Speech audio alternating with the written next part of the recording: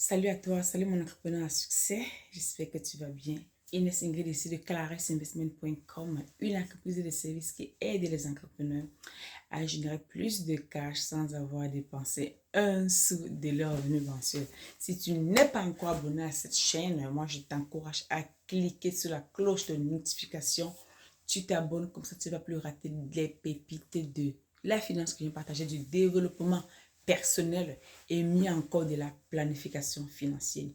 2023, c'est une année qui sera fructueuse, c'est une année si on prend conscience même de la capacité qui est déjà à nous à fructifier notre argent. Je suis sûre qu'en 2023, on fera des merveilles. Et c'est pour cela que je viens t'encourager à rester scotché sur cette chaîne parce que tu vas apprendre à travailler sur ton mindset, tu vas apprendre à développer les compétences sur la finance, tu vas également apprendre à regarder tes finances personnelles, à regarder tes chiffres, à les budgétiser, à faire les prévisions. Même si tu es un entrepreneur, tu vas également rapidement apprendre à faire tes ventes prévisionnelles. Il est vraiment important que je vienne sensibiliser ma communauté en ce moment-ci parce que après le Covid, il y a eu plein de choses qui se sont passées et il est temps que nous prenions les taureaux par les rênes pour avancer très tranquillement et devenir riche. Si tu n'as pas pu assister à ma conférence, femme, prends le concours de ta riche et deviens riche. Le replay est très simplement sur la chaîne sur YouTube. Va simplement écouter. Ça ne te coûte rien à écouter. C'est 100% gratuit. Parce que je reçois les gens en appel de vente, en appel de coaching, en appel de découverte qui me posent encore plusieurs questions. Alors que j'ai déjà partagé plusieurs astuces dans les vidéos. C'est-à-dire que j'ai déjà répondu même aux questions là dans mes différentes vidéos et aussi à la conférence que j'ai organisée le 18 novembre. S'il te plaît, prends le temps et écoute cette vidéo. Cela t'aidera à transformer ton mindset et encore même à transformer ta vie entièrement. D'accord? Aujourd'hui, je vais te parler de trois choses qui m'ont interpellé, trois choses qui parlent à mon esprit parce qu'on ne peut pas penser à devenir riche si on est encore endetté. La dette, ça étouffe en fait les amis. La dette te cause le stress financier. La dette t'empêche de dormir. La dette t'empêche de te réveiller normalement. Quand tu penses à la dette, tu es déjà énervé, tu es stressé, ton visage est froissé. Tu ne peux rien planifier quand tu es endetté. Donc, c'est pour ça que je viens donc aujourd'hui parler dans ma vidéo sur ces trois choses. Uniquement trois, il y en a plusieurs, mais je vais prendre les trois premières choses. D'abord, retenir mon attention sur lesquelles tu dois commencer par travailler. Ça, c'est la partie 1 de la dette. La dette en elle-même, c'est quoi? La dette, c'est le fait d'emprunter sur ton futur. C'est ta capacité. C'est quand même.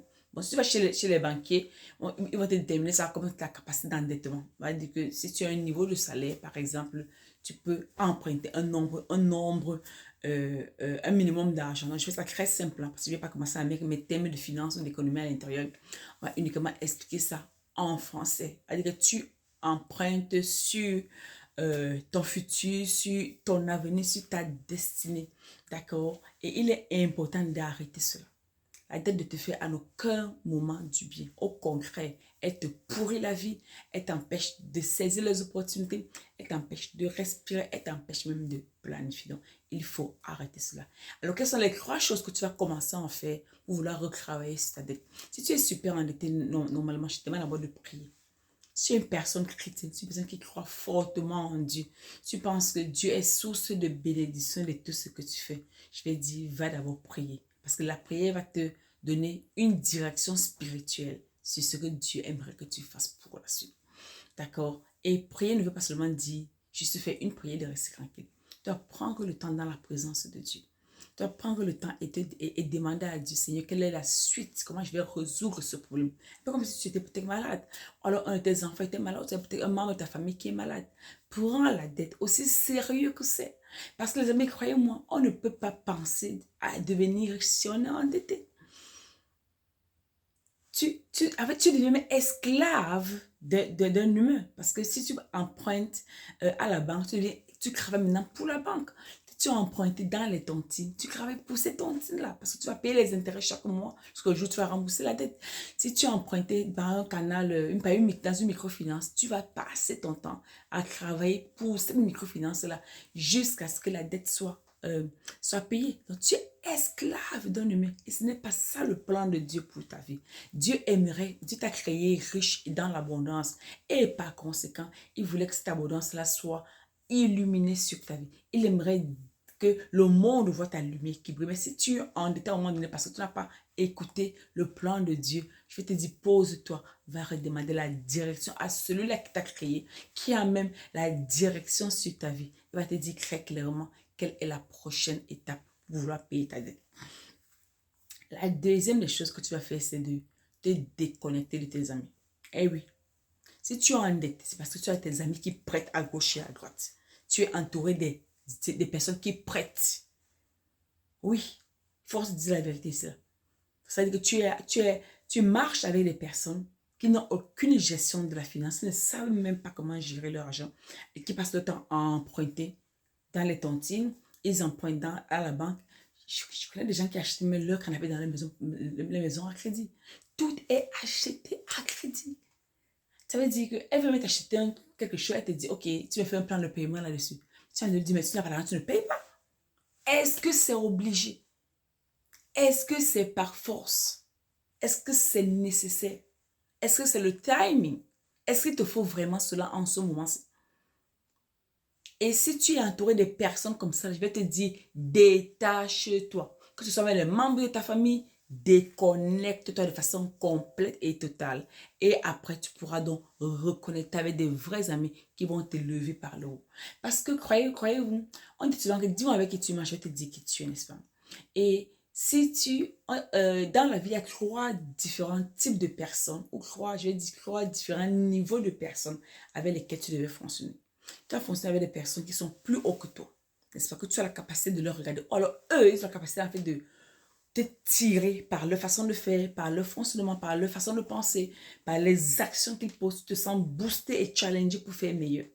D'accord? Si également, il y a le deuxième niveau, c'est peut-être tes amis proches. Un petit network des personnes avec qui tu peux peut-être parler ou ton groupe de prière, ou alors tu peux te prendre un café de temps en temps et qui te donne une sensibilité d'être au même niveau. Et également, une troisième personne, ce sont tes collaborateurs, ton équipe. Que toi également, tu verses dans leur vie, que tu leur apportes une contribution dans leur vie. Voilà les trois niveaux de personnes. Alors, si toi, tu es entouré des personnes qui sont uniquement endettées, qui ne pensent qu'à prêter de l'argent à gauche et à droite, je vais te dire, déconnecte-toi parce que cela ne va pas t'aider. Quand tu te déconnectes de tes amis, je les appelle souvent les amis cheap friends, comment on dit ça en français? Les amis moins chers, quoi. Déconnecte-toi de ces personnes. Comme ça, tu vas prendre conscience de qui tu es et ta vie va augmenter. La troisième des choses que je viens parler ici, c'est apprends à épargner. Hier, dans la vidéo sur ma page Facebook, je parlais de l'épargne comme une dépense. Et si tu introduis ton épargne comme une dépense, quand tu fais ta planification financière ou ton budget mensuel, très clairement, ça devient en fait facile d'épargner. Tu ne mets pas ça comme épargne, tu mets peut-être ça comme dépense, je ne sais pas moi, quoi. Opportunité, voilà. Que d'écrire épargne, peut-être ça va peut-être te faire mal au cœur de vouloir épargner, mais c'est juste la opportunité. Et tu te forces à épargner. Tu mets peut-être 100 dollars par mois, ou 100 euros par mois, ou 50 euros par mois, mais commence par un montant, c'est même 1 euro, 1 dollar, ou 10 francs, ou 100 francs, mais commence par le faire, d'accord? Parce que si tu n'as pas de l'épargne, n'est-ce pas? Si tu n'as pas de l'épargne, tu ne peux pas vouloir faire face aux opportunités. Parce que si une opportunité peut-être d'investissement se présente, tu vas investir avec quoi? Même en payant tes dettes, il faut que tu apprennes à épargner. Eh oui. Parce que les amis, prenez le temps un peu de regarder votre vie. Vous vivez peut-être dans la diaspora américaine ou européenne ou asiatique ou je ne sais pas de quel pays vous vous trouvez. Même en Afrique, il faut peut-être être du Cameroun, peut-être en Côte d'Ivoire ou au Togo ou au Bénin ou au Mali. Vous avez quoi? 30 ans, fin trentaine, début quarantaine, fin quarantaine, début 50 ans, fin 50. Et en ce moment de ta vie, tu as encore avec une seule source de revenus qui est ton salaire. Une seule source de revenus qui est ton salaire. Et en plus, c'est toi qui es endetté. Et tu penses qu'à un moment donné, tu vas t'en sortir comment? Si tu ne te mets pas un timing, un temps pour vouloir résoudre ce problème urgent qui est la dette, qui est comme un punais dans la chaîne, et